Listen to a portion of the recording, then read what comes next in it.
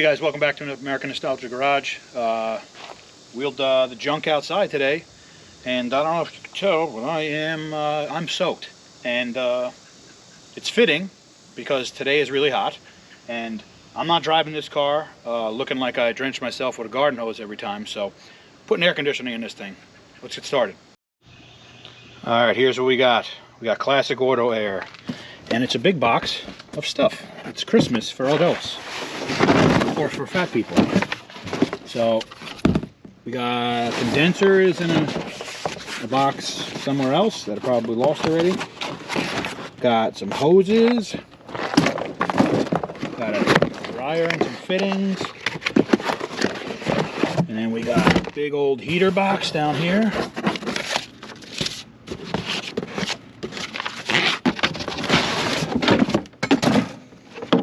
Comes with a new glove box, a heater, and then some other vents and stuff, and some fittings, electronics. And I got a compressor bracket. Here's a compressor bracket, and that's going to help us. That compressor bracket over here is going to help us put our compressor right around here. But there's something already taken up that real estate, so this has got to go. And then we're going to have to figure out where we're going to put it. So we'll start by taking this off. This is not exactly how they intended us to do it, but reading the instruction is you know, for people who can read. So we're not going to do that. We might consult them if there's enough pictures in there, but we're not going to do that right now. So I'm going to start by doing the things I know, which is let's get the compressor bracket on. We'll get a compressor on. I'm also trying to avoid laying under the dash because it's hot and I'm sweaty. And so we'll do that last. We'll do the easy part first, which is the compressor. Alright, we got this thing off. I probably shouldn't kick it because we're going to need to use that again at some point. We don't have an electric car here. If we had a Tesla, it'd be no big deal, but we need that spinny thing for electricity. Anyway, it's off. Compressor is going to go somewhere around here. I don't know where we're going to put that alternator, but we're going to have to figure that out. For now, this is how our compressor bracket's going to look. It goes off of two manifold bolts. It's going to go off of this one and this one. And then it's going to give us a bolt hole here for these other two alphabet looking brackets or whatever, and it's going to hold the other spinny compressy thing. So anyway, let's pull those out. I'll throw that first bracket on, then I'll show you guys what we're doing. Alright, we've encountered two problems already, which is good because we're on step one of this entire thing. So it's good we're already having problems. They want you to mount it off these two header bolts with this whatever hockey stick looking bracket thing. The spacer is too close to the tube here, so I'm going to have to shave that down a little bit so I can get the bolt in, because I can't get it in. And then this bracket needs to be notched out here because I can't push it in because it hits the tube first. So with the bolt in, it actually hits the tube. I'm going to have to notch it out a little bit just in order to be able to get it to saddle up over this header tube. So I'm going to do some modifications to this spacer and this bracket, and then we'll try to slap it on. Alright, skipped ahead a little bit just so you didn't have to watch me struggle, but you're about to watch me struggle anyway. See these really long spacers that you probably didn't see in the last clip? The ones that I chopped down, these short ones, and I shaved it to fit, well, it turns out I don't have to do that because I don't use those at all. I use these long ones. And I didn't have to clearance the bracket either because when you use these long ones, it puts the bracket all the way out here. Anyway, moving on. We're going to mount the compressor, which is right here, and then we're going to put it with this boomerang. Everything's got to look like something. This looks like a boomerang to me. Although I've never used a boomerang, so maybe it's not a boomerang. Maybe it's, I don't know, it's a rainbow. Rainbows. So you're going to watch me struggle now so you can see how this goes on. And we're going to put the compressor on and this bracket on sort of at the same time. So I'm going to throw the bolt through the compressor part ways. And then I'm going to shove this bracket down in here, and it's got to go through all these brackets all at once.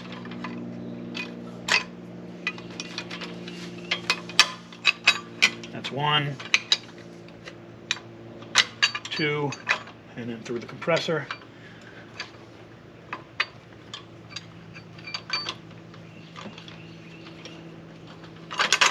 All right.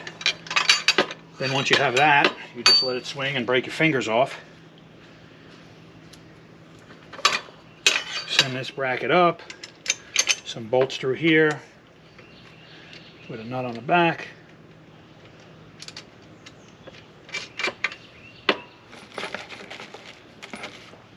Then they give you a little tiny bolt here for your adjuster, which goes into the bracket, which is threaded, which I foresee me stripping out, so I'll be nutting and bolting this eventually.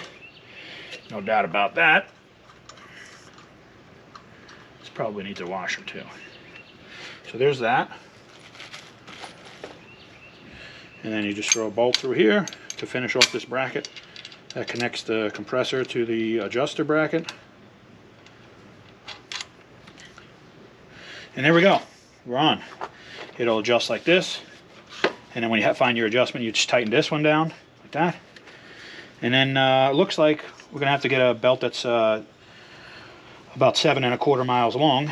And then we're going to use this outer belt groove here. So I got to go get a huge belt for this. And the alternator, I don't know how we're going to do it. We're either going to have to put it up here or try to fit it down here. Not exactly sure how we're going to do that yet, but we'll figure that out later. This bracket, all this bracket stuff is still loose, so I got to go back here and tighten these bolts that go into the header flange. But that's on, and now we got to move on to the next stuff. All right, a little progress update here. So we got the condenser in. They give you those little flat straps. They're not. This isn't in all the way. I only got 2 self-tappers in there holding it in. And they give you self-tappers to do that, so approved. My kind of kit. My cylinder head bolts would be self-tappers if they could be. And pretty much hold my entire car together with these, so good. I put them on wrong first, so that's good. Then I put them on correctly. So anyway, they hold it to the radiator support there. I'm going to throw a couple on this side, so that's mounted. And then you got to get these hoses that come in the kit that are going to work as like bulkhead connectors. This one I'm going to try to make it go through this hole here, but I'm going to have to bend this line a little bit to make it so it's kind of flush and fits right. So this one's going to need a hole drilled, so let's mount the rest of this and then we'll drill those holes.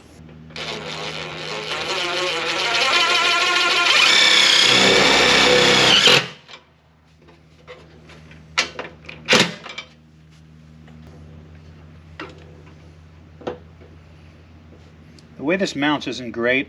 I love self-tappers, but where the flange that they want you to drill into for this is so thin, you really have to be accurate with a self-tapper.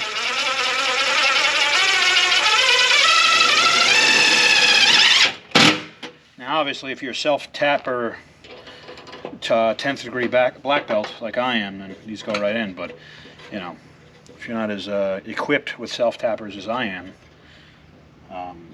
because I use them on everything, this might be hard for you to do. Anyway, this is mounted. This is really flimsy. That's good. So I'm going to bend this tube just a little bit so that it fits better into this hole. And then we're going to use, these are bulkheads, so these actually screw off.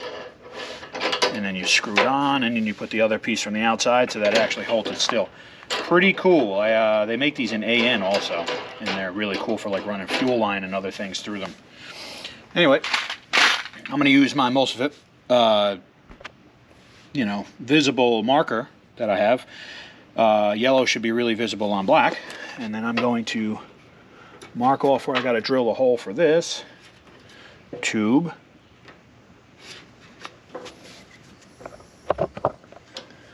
And it's really good. And then I'm going to use my step bit. I sawed my step bit off like that, so that when I drill in like holes that are not very deep,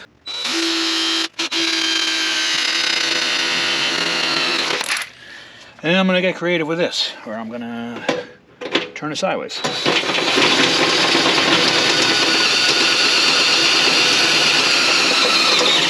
See how that works? And now I can actually put it in straight. So it works. And one more size and we'll be able to fit this straight. That's it. That'll fit. Look at that. Almost like it was meant to be like that. So we'll take the bulkhead piece off. There's like a little grommet, I guess, there, so you can keep it isolated or whatever. Sand that through. Probably have to bend this a little bit.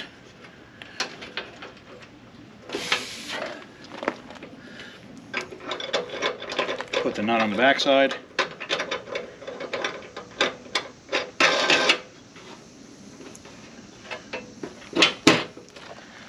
Nice. I'm happy with that. That looks good. Now I got to do this one. Evaporator is in. Well, we got almost all the outside stuff, and pretty soon I'm going to have to go inside the car. I'm not excited to do that because I don't feel like laying down in all the metal shavings from doing the dash and all the other work that happened inside if you watch this channel. Also, if you watch this channel, you already know that I have 2 holes in the firewall that have to be covered. That panel did not come in yet, so you know, I can only pretty much mock the heater box up because it's going to have to come back out for me to weld those patch panels in. That'll be something I'll hopefully be doing probably by the end of the week. But in the meantime, I wanted to crack on with this heat and air conditioning. Right now, air conditioning. But I want to be able to use this car in the winter time too, so we got the heater box also. Most of them that do air conditioning also do heat, but now I'm rambling, so let's move on. Alright, I was able to prolong me going underneath the dash in the car for 5 more minutes, which is good.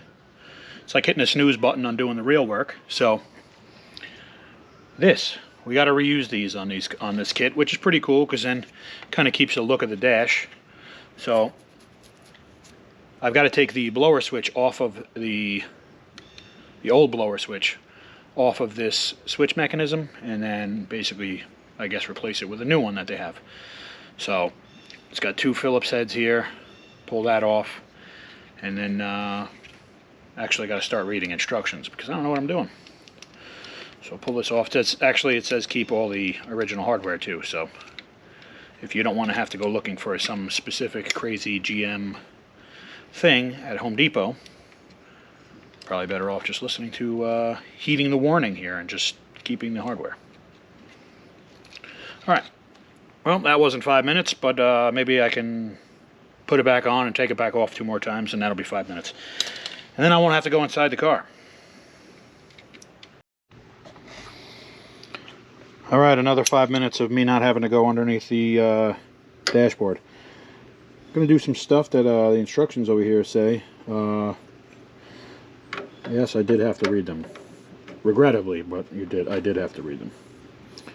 Alright, so this seems to be a critical moment in the build here, because you want to be able to control the heat and air conditioning, because you don't want to freeze yourself in a block of ice in the wintertime, and you don't want to cook yourself alive in the summertime. So you give it this little bracket, and that's because they want you to mount their blower switch. It's a little bit differently than, I guess, the way the blower switch, well, it's definitely differently than the blower switch gets mounted originally. It's kind of like off to the side here.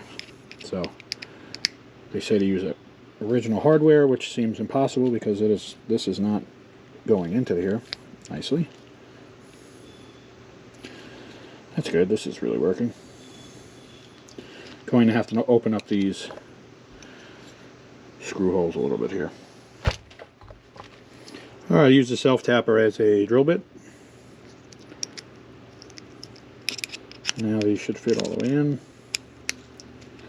Alright, good. So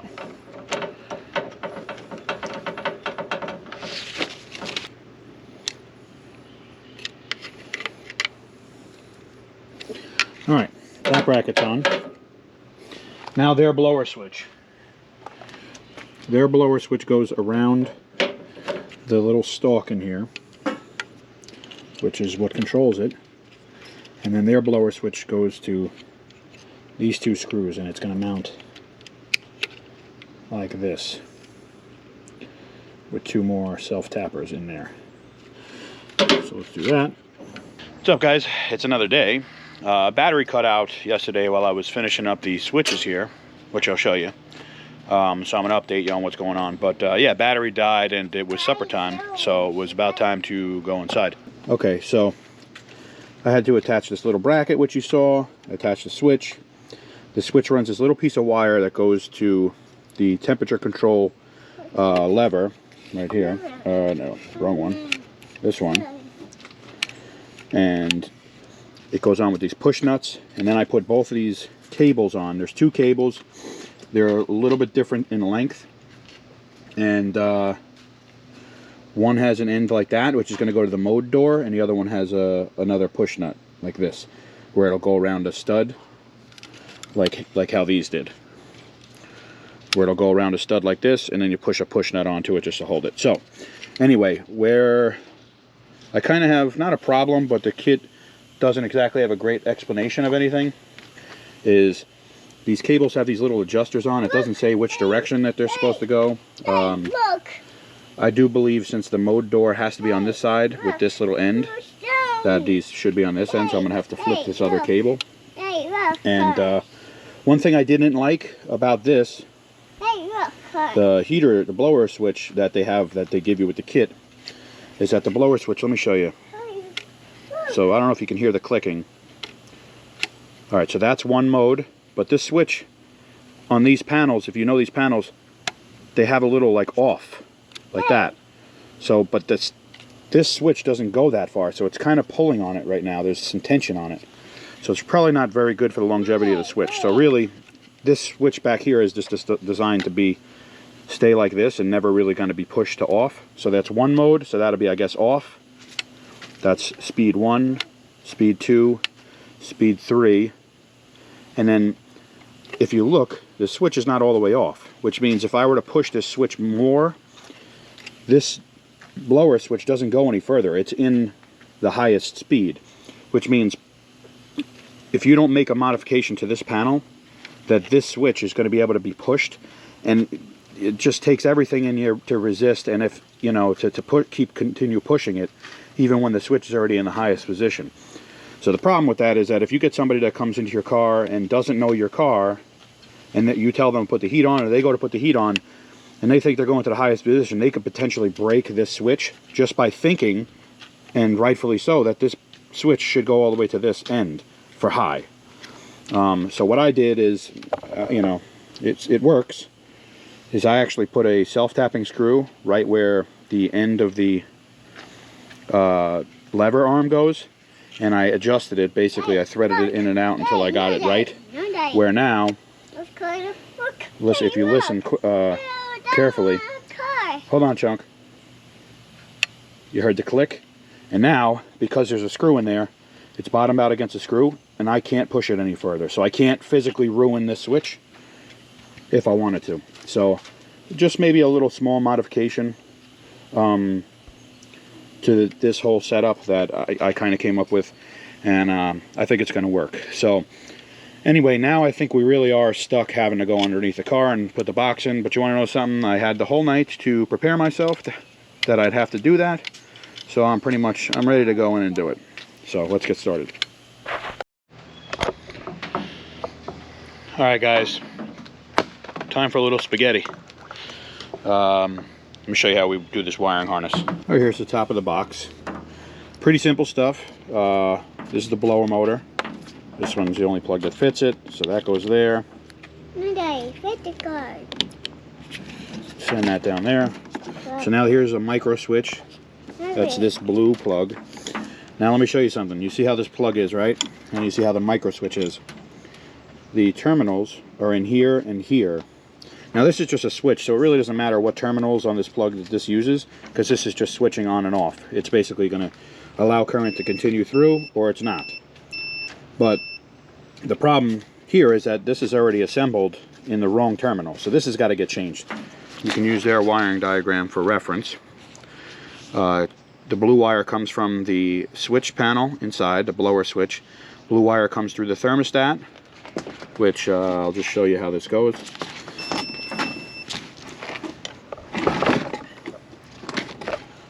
So here's the blue wire, comes from the blower switch, comes all the way through. It splits off. As you can see, these two wires are not connected. It splits off here and goes through the thermostat, which is right here.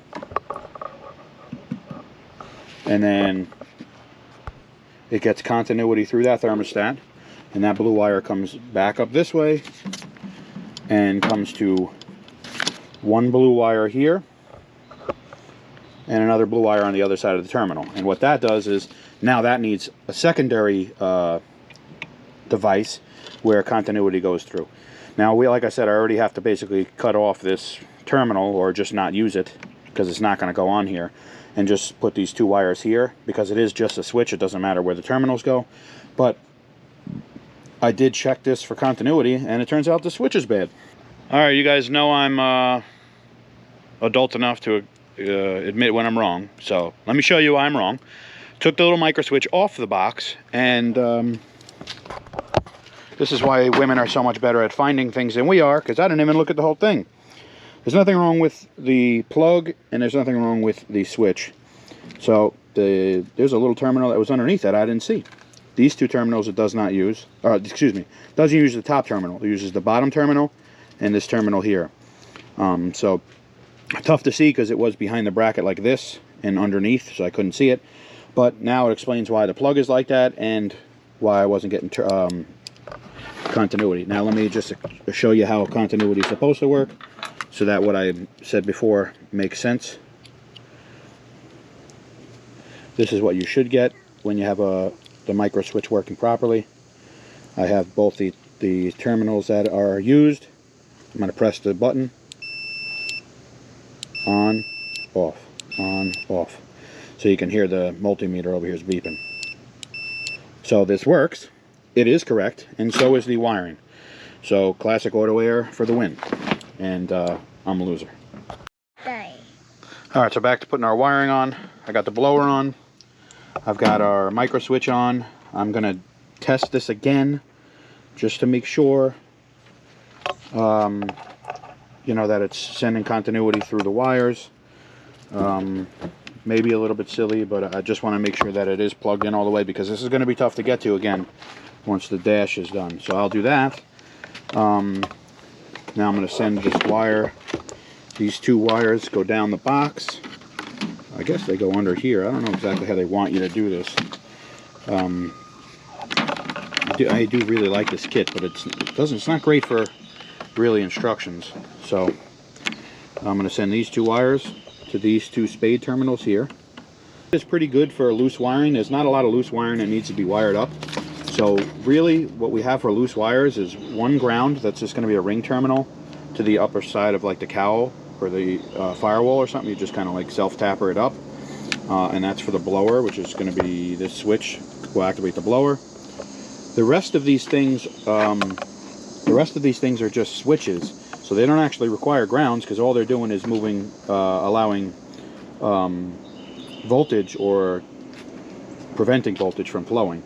So this is going to go to a clutch wire that's going to go through the firewall, and this is going to go to the compressor when the clutch is engaged. We've got one loose one here. I'm not sure where that goes just yet. I'll figure it out. And then we've got one power wire. So pretty simple stuff. Other than that, I literally have all the wires hooked up that this kit requires, with the exception of 3. Next thing is this tube thing. It's like a heater duct, they call it. It gets attached to this side, and it's got these little clips that you slide this piece of plastic into there, and it kind of like just catches on it. So just slide that on, and then we'll move on. Okay, this is the part where you need 10 hands, and so I'm going to struggle holding the heater box underneath the dash, and he's here to help. Although my wife, who doesn't want to be on camera, is going to help me put the bolt on the other side. It's because she's wearing her pajamas.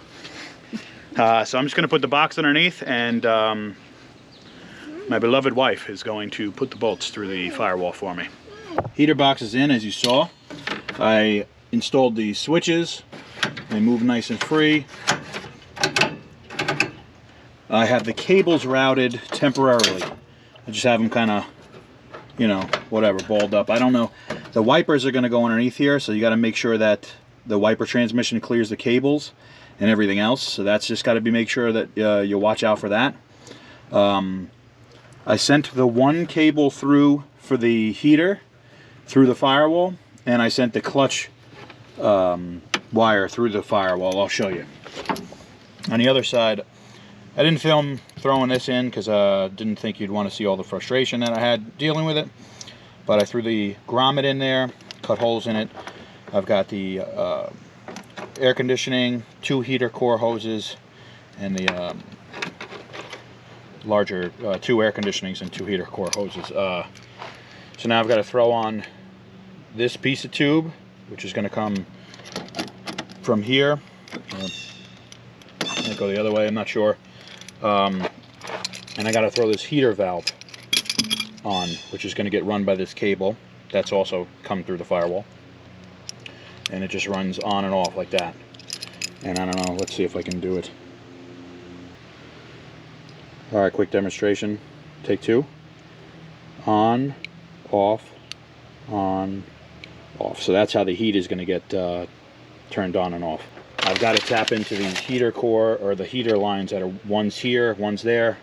I could probably use that one over there so that I don't have to actually worry about the fuel line, and I might do that and just have one here and one there, route them across and along the valve cover or something like that, or even maybe under here and up, make it nice and clean.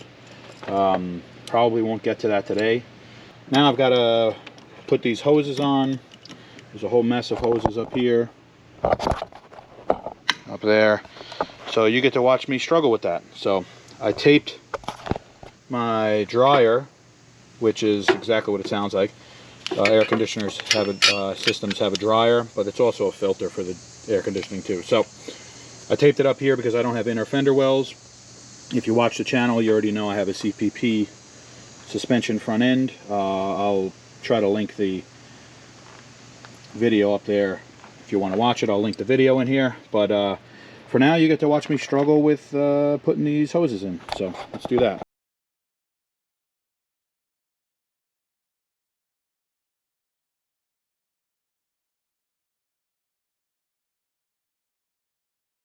Alright, well, I don't know how much of the installing of the hoses you got to see because the battery died again. I don't know if it has something to do with the heat or whatever, but I don't really know anything, so whatever.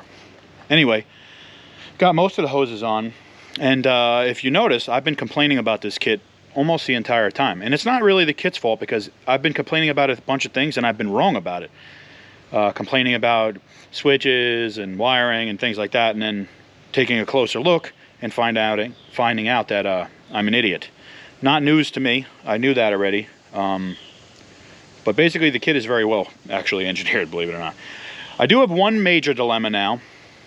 It's not major, but it is a problem, and let me show you. I'll get to that in a minute, but got my hoses here to my dryer. Comes out of the evaporator from inside to the dryer. One runs down, actually like how this runs. I'm going to probably run it like something like that, nice and tight. And that goes to the condenser bulkhead and into condenser. Then we've got the bigger hose from the top here. That comes and runs to the compressor. And that's got our low side service port here. This is where the problem is now. The only other hose that's in the engine bay here is this hose, the high side service port. This hose shoots straight out like at the wheel, and then it's got like a 45 here. So the only way to do this would be like that.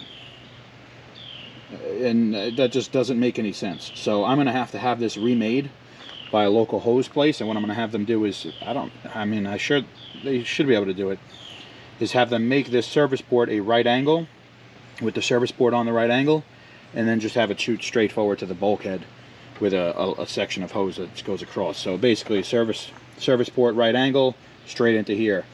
Most of the system is in. I'm going to see if I'm missing anything. Oh, you know what I didn't do? I didn't do the vents inside that go under the dash. I'm also not going to do those right now. Those are pretty much self-explanatory. So basically what's left would be running the ducting and putting the louvers in. And I'm not going to show you that for a second reason, and that's because you can put the louvers, the vents, wherever you want. That's a personal preference thing.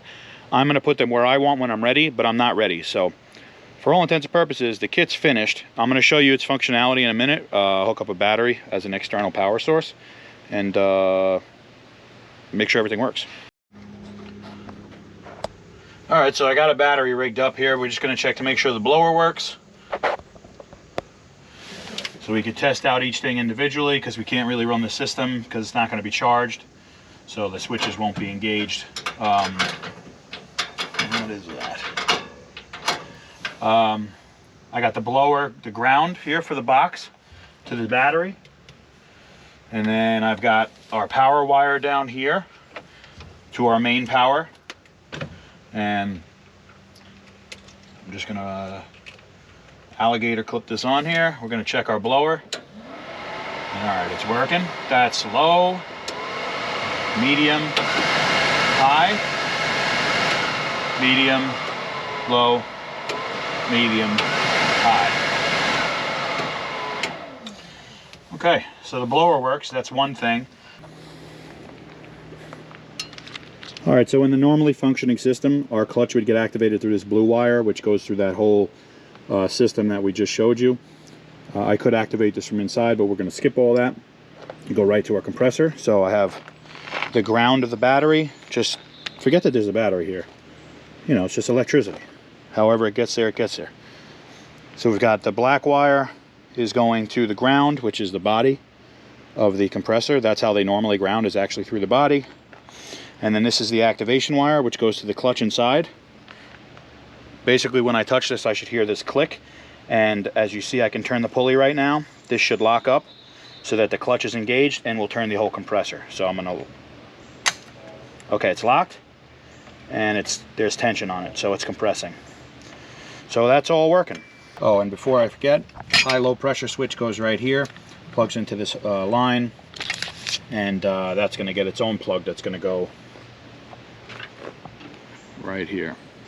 So just before we cap this video off, there's a couple little things I want you guys to remember to do that I probably didn't mention or do in the video, just because I don't think you guys need, you know, help or instruction on how to do it. One is going to be the drain tube. That's just a small drain tube that's to the bottom of the heater box, and it's just got to get out of the car somehow so that the condensation that's inside that water has somewhere to go and it doesn't fill your car up. Heater hoses also. You guys don't need me to go over heater hoses. Also, everybody's car is different with the way the heater hoses are going to get run, which ports you're going to use and whatnot. So you don't need me to show you that. I'm hoping that as far as like the install goes, that this helps somebody, you know, maybe figure things out that is looking at the instructions and isn't sure what to do. The other thing to mention, I think I mentioned it before, is where you put your vents on the inside. That's all preference. Just make sure that when you put your flex hoses behind the dash, that they don't get into the wiper arms or anything else that moves. Remember, you've got a stereo that's going to go in, or if you already have it.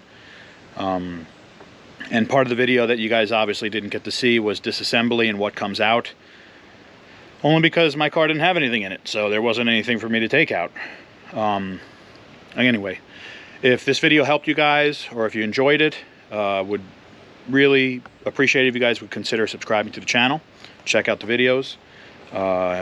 New stuff coming up and whatnot. We've got a whole bunch of other projects.